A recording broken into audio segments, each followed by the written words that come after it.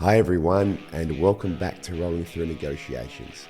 This is episode 95, and we're recording this one in August 2025. Today we're connecting with John Kounas.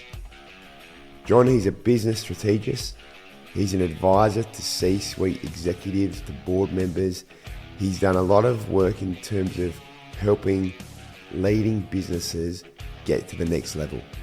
He's done a lot of work in terms of helping aspiring business executives fulfill their purpose and how to confidently communicate and negotiate better in the process. So I think you're going to get a lot from this particular episode. And we speak about the ways that business can change lives. We speak about being really clear in your vision, your mission, your values, plus much more. Before we get into this episode, I want to give an acknowledgement to the traditional custodians of these lands. Let's pay our respects to elders past, present and emerging. And I'd also like to acknowledge the Kaurna peoples whose lands we're recording this episode from. Let's go, let's roll.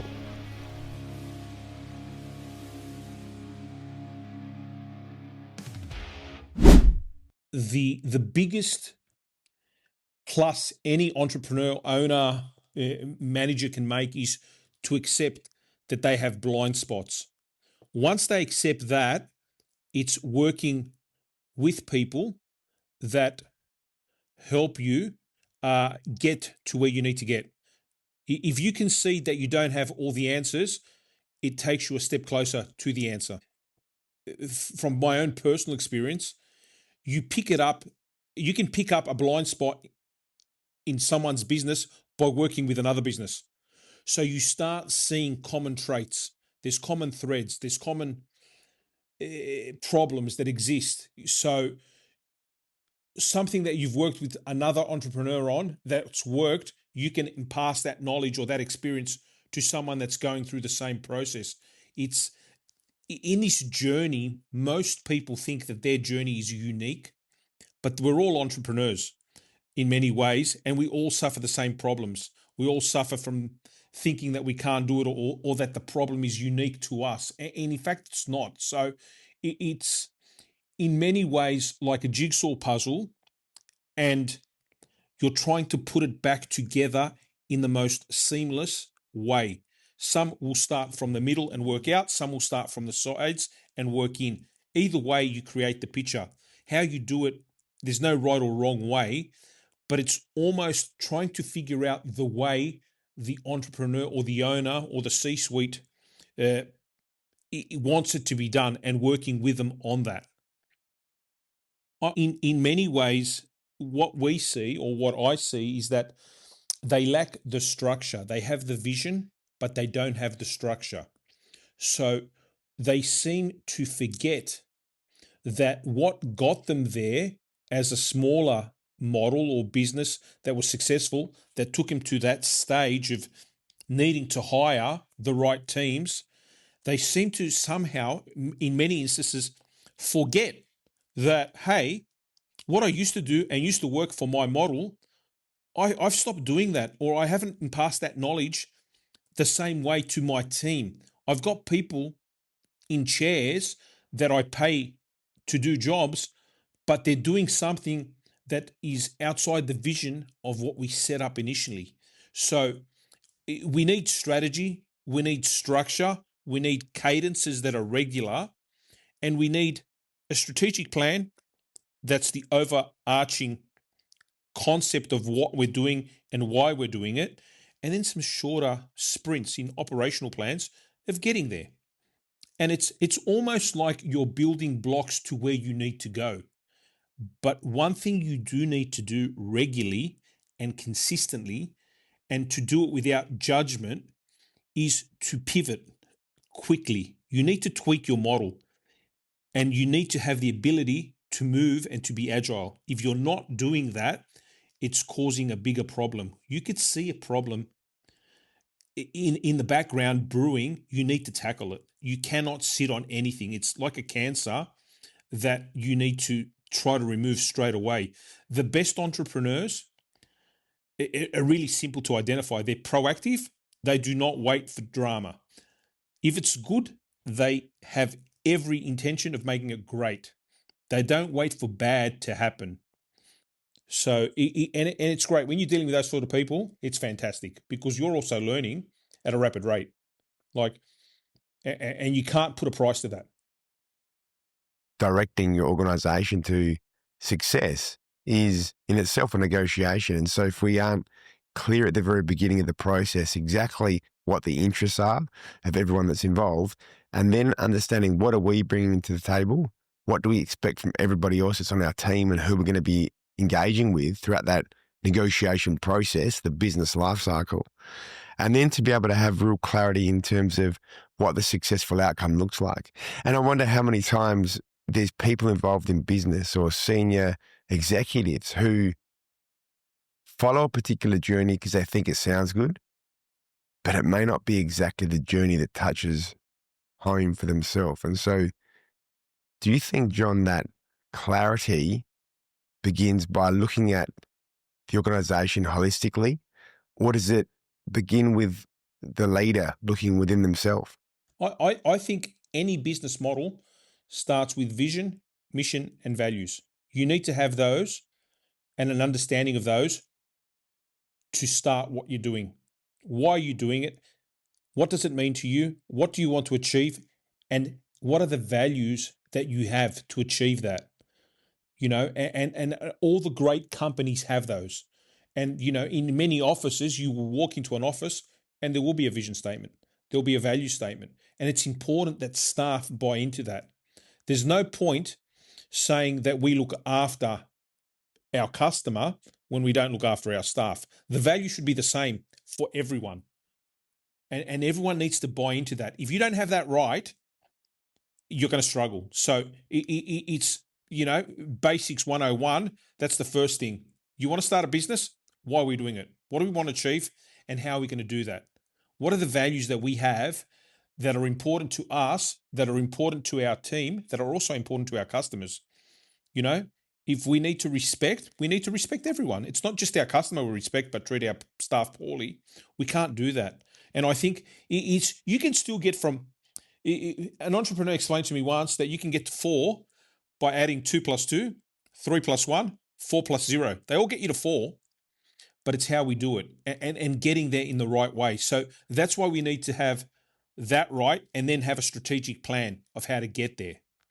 I also think that one of the things that as we get older, we discover is the importance of education, the importance of immersing ourselves in knowledge, the importance of aligning and associating with people that have done it or have achieved. It's, that in many ways, when we start our journey, we try to do it ourselves, and you don't need to do it yourself. You just need to be around people that have done it to show you and to guide you through this process. I advise clients who are turning over, millions of dollars, and they have mentors, not because they need the mentor to tell them what to do, but just because the mentor can guide them through the process and make it easier for them. It gives them a sounding board, sorry, to take the next step towards where they want to go.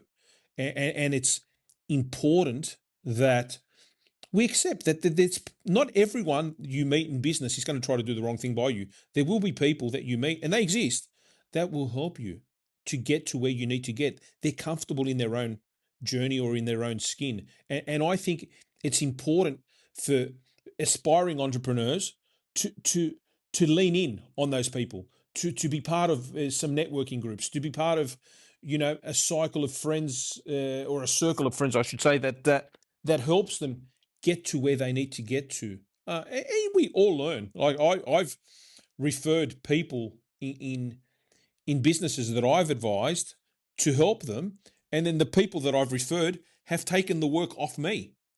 So hard lesson and a blow to your own ego, but it also tells you to just try to do the right thing all the time.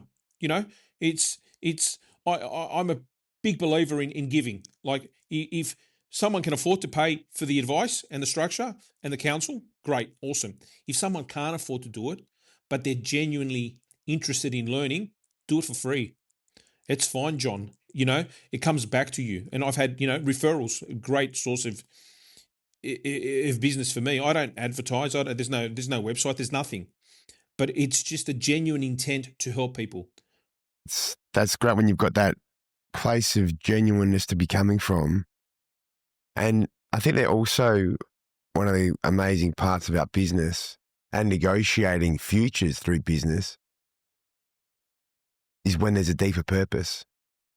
When there's a purpose that I think, for example, a lot of Aboriginal businesses have a great advantage when it comes to the purpose of their business, because often it's about stopping intergenerational disadvantage. It's about empowering communities. It's about closing the gap. And there's a deeper purpose to a lot of Aboriginal businesses that sometimes non-Aboriginal businesses don't have the same depth of purpose in.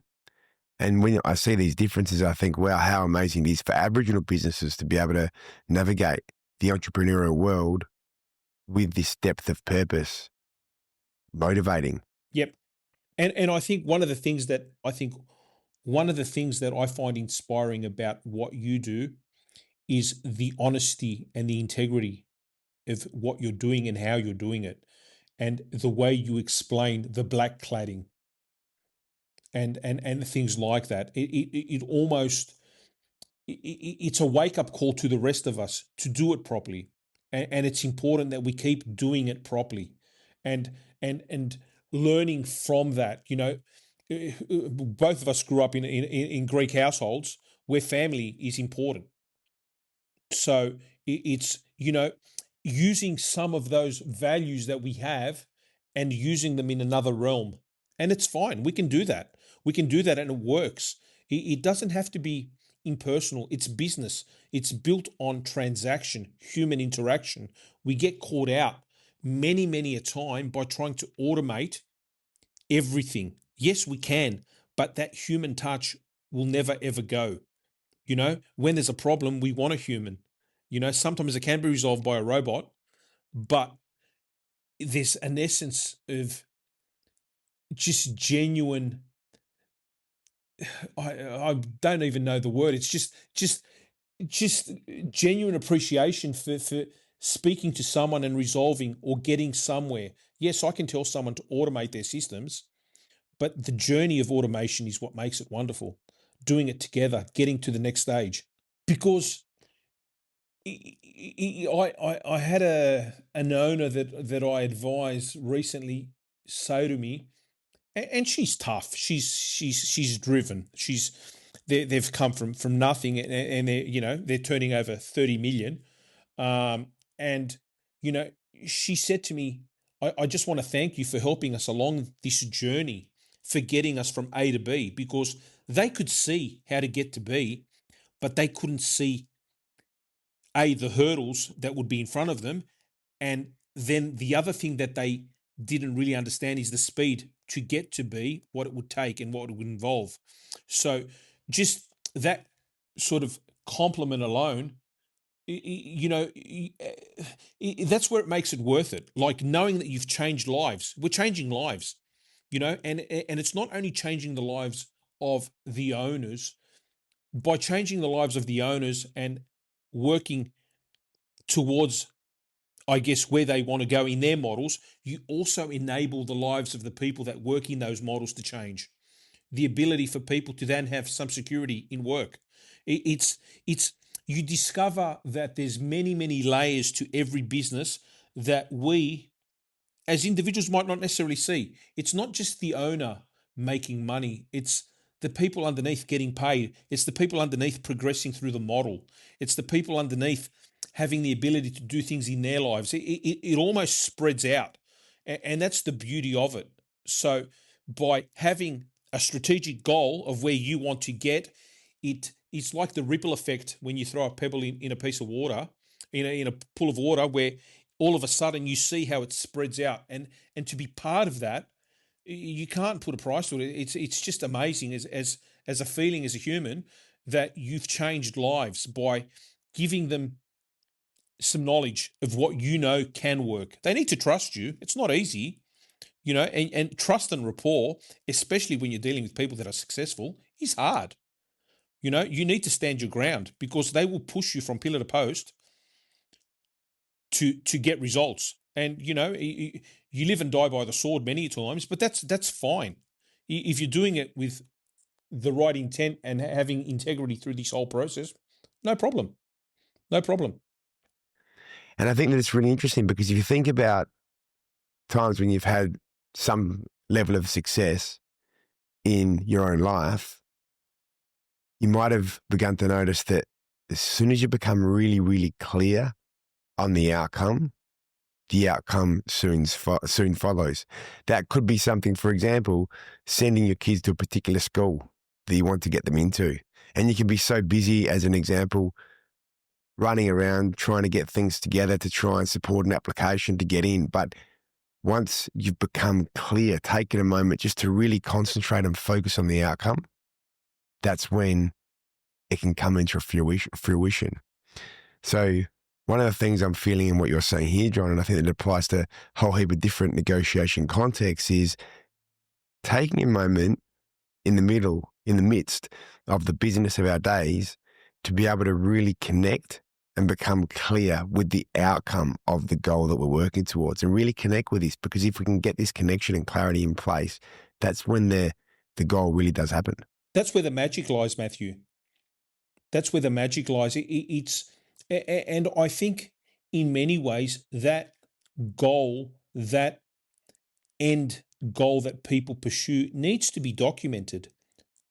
We need to know where it is. It's like saying that we want to get to a revenue number, and everyone's sort of goal can be different. I think in many ways, one of the things that I enjoy seeing is that it's not about making money. For some people, it's about having the convenience not to be involved day to day. For some people, it's having the ability to acquire another business. For some people, it's being able to set it up where they can sell it. Everyone's drive, or the drivers of what they want, are different, but it's got to be clear. It's got to be clear. You can't just say, well, I want to make money. Okay, but if you want to make 30 million, 40 million, 50 million, how are we going to get there? You're at 20 million. You want to do 50. We need to find another 30. How do we find that? What takes us to that? What do we need to do? Do we need to do more marketing? Do we need to have a better sales process? Do we need our back end support to be better? But it's got to be documented. We can't just talk about it. Actions and words or plans need to align. So we need to have a structure of how we're going to get there. And yes, we can set stretch targets and goals, and I'm all for all that. But you have your KPIs, you have your OKRs. It's all about getting it right, understanding it, documenting it. And one of the things that I say ad nauseum is that if the product to market fit is right and the customer experience is spot on, customer acquisition cost automatically drops. It doesn't cost you as much to bring in someone. You're doing the right things well. So it's empowering to be part of that journey. It's empowering to be given the ability of challenging, chasing, driving, growing. These are the things that are important. And the other thing that I find that we don't talk about enough is that scaling your model requires a team. You cannot do it by yourself. You cannot. And it's accepting that you can't do everything. You can't be great at everything. That's why you use a marketing agency, because you can bring a marketing person in, but their ability might be great on Google ads, but they might struggle on creating content. They could be fantastic with SEO, but be absolutely appalling on social media. So You go to an agency that has a one-stop shop for everything. It's the same in everything that we do, finding the best way to do it. And when you're looking at business leaders, C-suite execs who have found the best way to negotiate outcomes they need for their teams, what comes to mind and what instances can you remember where you've seen some really amazing strategies in negotiations come into play? I think the best that I've seen have a structured approach to negotiating, have an outcome they want to reach, and also have a plan at the end of it of working on what they could have done better. It's almost like they assess themselves or assess their teams, but it's done in a manner that's completely proactive and all-encompassing. They identify the weaknesses, they identify the strengths, and they work on presenting better or moving forward better. They lean into their team for answers because they've put people in those places. A CFO understands or should understand what they're doing. An owner should not be telling a CFO what to do. If that's the case, there's two problems there. Either they've hired the wrong person that doesn't have the experience, or the owner's trying to control the CFO, which in that case, they shouldn't be paying that sort of money for that person. Pay someone with less experience and tell them what to do. And you need to challenge owners on this. Managing directors can be tough work. And I think it's always fun when you go into these models to challenge someone that's turning over 100 million, because I think in many ways, they're doing well, and you can almost in many instances feel that you shouldn't be a seat at that table, but the fact that they've got you there, it shows you that they might not admit, but they know that there's a weakness or a blind spot that they don't know. And you're in there to challenge them on the way they think. So the fact that they've allowed you to sit with them or next to them is inspiring. It allows you to do things that you normally wouldn't have the opportunity to do. But everything is documented. Everything is followed through. Everything is driven by data. They learn and analyze and they tweak, but they tweak quickly too. You need to pivot quick. But what if these kinds of people that are looking at their leaders mostly negotiate in the home? Are there some ways in which we can bring what happens in the commercial negotiation context to help people negotiate better in family environments, for example? I think a great negotiator needs to be a great listener. I think I heard a sales guy once telling me that selling is not telling. It's when you sell something, you need to understand the pain point of that person. And I think even at home, we need to listen. We need to listen. Like I have a soon-to-be 18-year-old daughter, and I have a great relationship with her because I will go out of my way to listen to where she sits. And I think in many ways, by listening, you can get to the outcome because you hear the pain point, you hear what someone is seeking. And then if you can fix that, well, then great, because you understand what the problem is.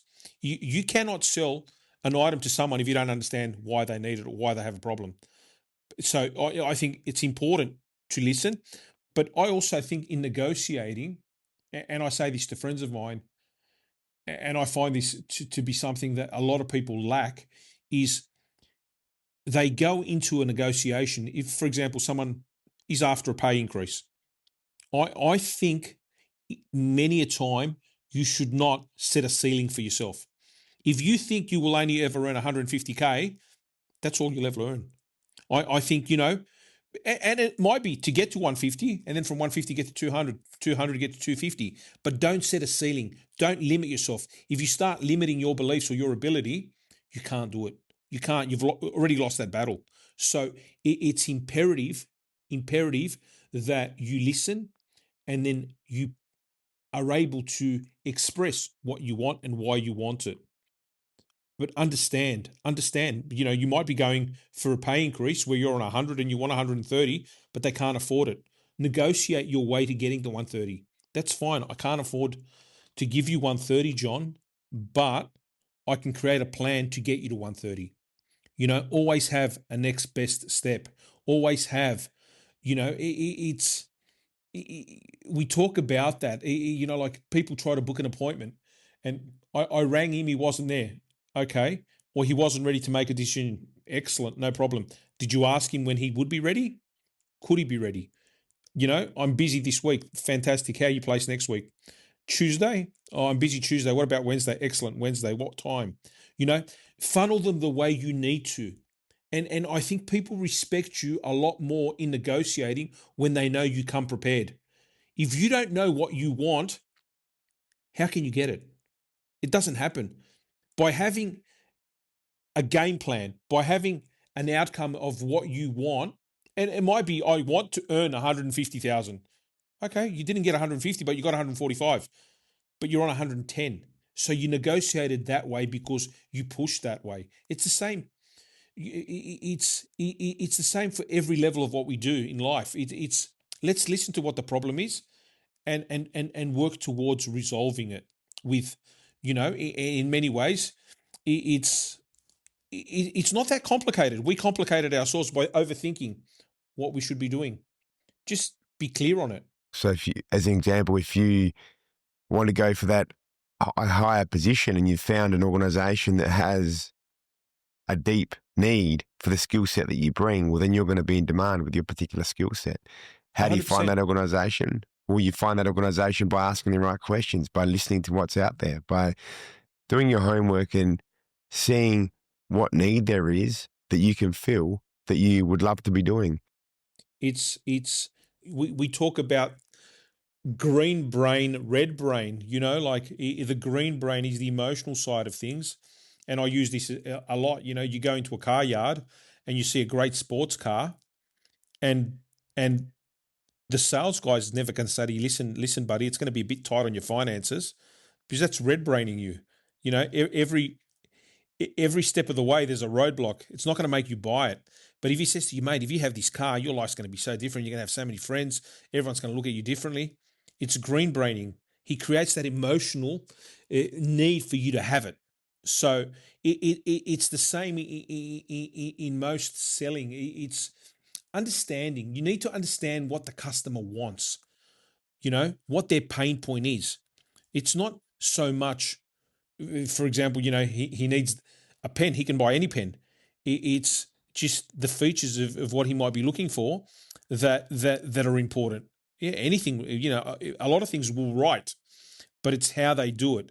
It might last long. It's like batteries, they all work, but some last longer. Some, some aren't what you want. It's understanding. When you get an understanding, and that's done by listening, and also knowing. One of the things that I found out a long time ago when I was speaking to a solicitor once, and he said to me, when you go to court, need to know your brief inside out.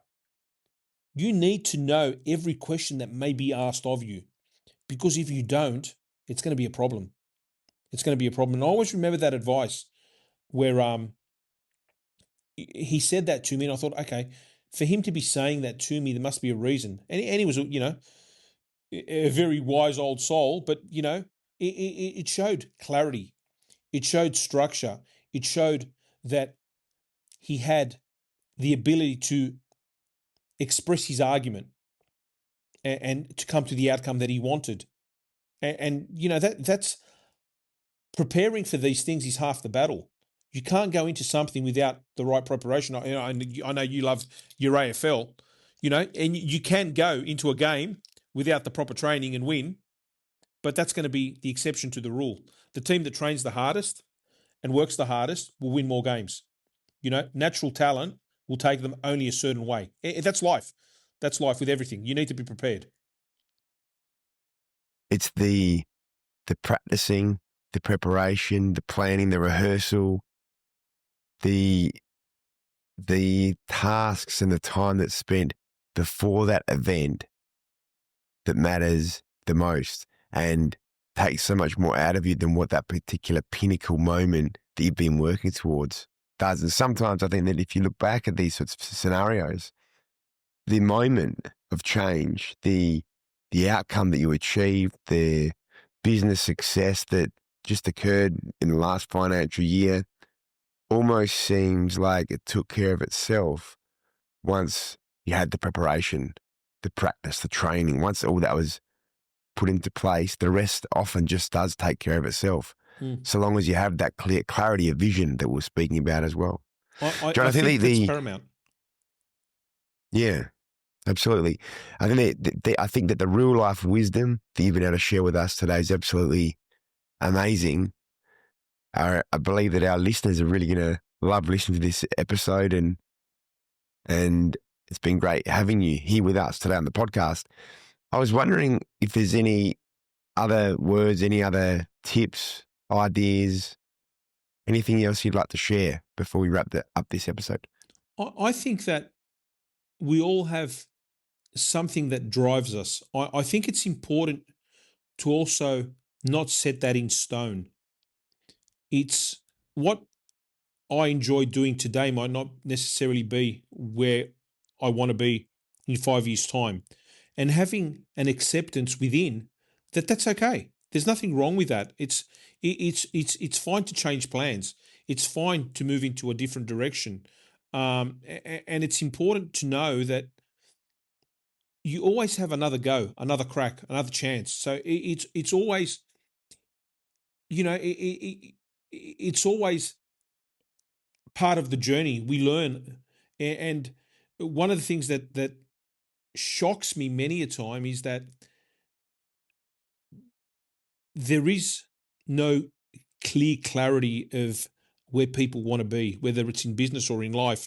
And sometimes I use this a lot, is that revenue can mask problems in business. So a company that's doing 30 or 40 or 50 million is making, or is turning over a lot of money, but might not necessarily be making a lot of money. So they're the businesses that, you need to work with and align with to make positive changes, because they can tell you, yeah, my revenue's fantastic. Okay, but if you're at the end of the day making 5 mil from 50 mil, that's okay, but, and it's good, 10% is great, but wouldn't it be better if you were turning over 25 mil and making 5 mil? That'd be much better. It's understanding everything that you do. We need to push and push and push constantly to get better. We need to structure ourselves. And the more structured, the more disciplined, the more consistent we are with that, the quicker we get to where we need to get. And athletes are fantastic at that. You see someone like Michael Phelps or Kobe Bryant, they're phenomenal. They're phenomenal in the way they do things. It's just repetition, and it gets them the end goal. But people only see the NBA ring, or they only see, the gold medals around the neck. They don't see the hours and hours of training. That's where that's where the champions are made. They're not made in the game. They're made outside in the training. Absolutely. Guys, I really trust you've enjoyed this episode. I trust that you've enjoyed the wisdom that John has brought to us. Remember to subscribe to Rolling Through Negotiations podcast, because then you can be amongst the first to know when the brand new episodes come out. Until next time, us.